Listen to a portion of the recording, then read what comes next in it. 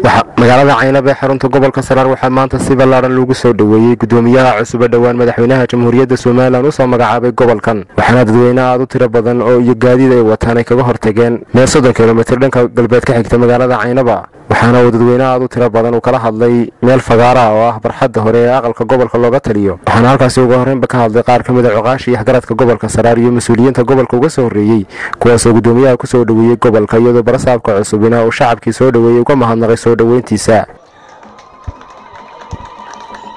waxaan leenahay barasaab meeshu waa gobolkaagii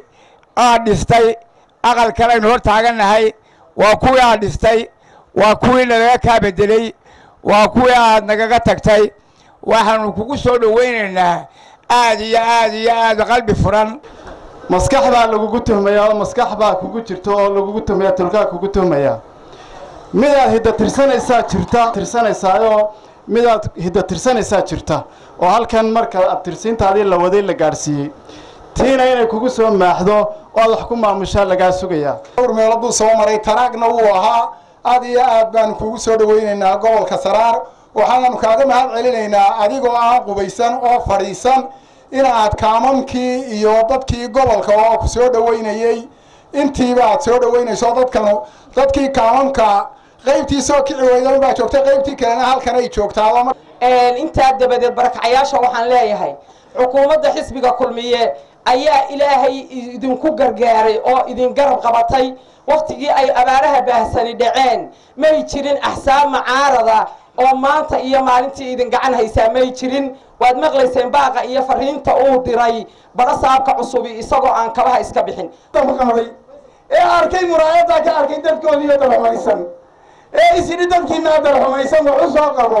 ee isii hadaa wax uu qaban kareen iscasiba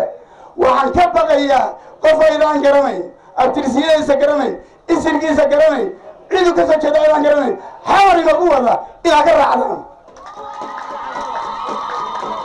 runtii aad iyo aad baan ugu mahad celinayaa runtii madaxweynaha Jamhuuriyadda Soomaaliland oo magac kaga tagay oo waxqabad kaga tagay oo runtii shaqeeyay laakiin maanta runtii waxaan ku celcelinayaa haday xisbiga aan ka soo jeedo iyo xukuumadda aan ka soo jeedaba ay tahay waxaan la safnahay dadkayga intaan cod aanay bixin waxqabad in loo muujiyo ayaan ana shardi ka dhiganaya idinkuna codkaygu aamina labada qodob nin isagu siyaasiya iyo nin kursi doonaya iyo nin damaahayo meel wax ka farfarayo meel isla darka ka buuxo meel yaro kala wax ka helaysa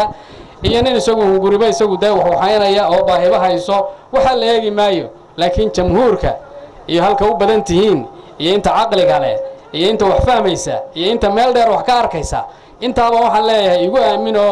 aniguna aan la xisaabtamo cid codka la siinayo aan la xisaabtamo inta aan waxba ma dhicin hal bilaabo qaxootiga anigu runtii maanta iyo dadka cayroobay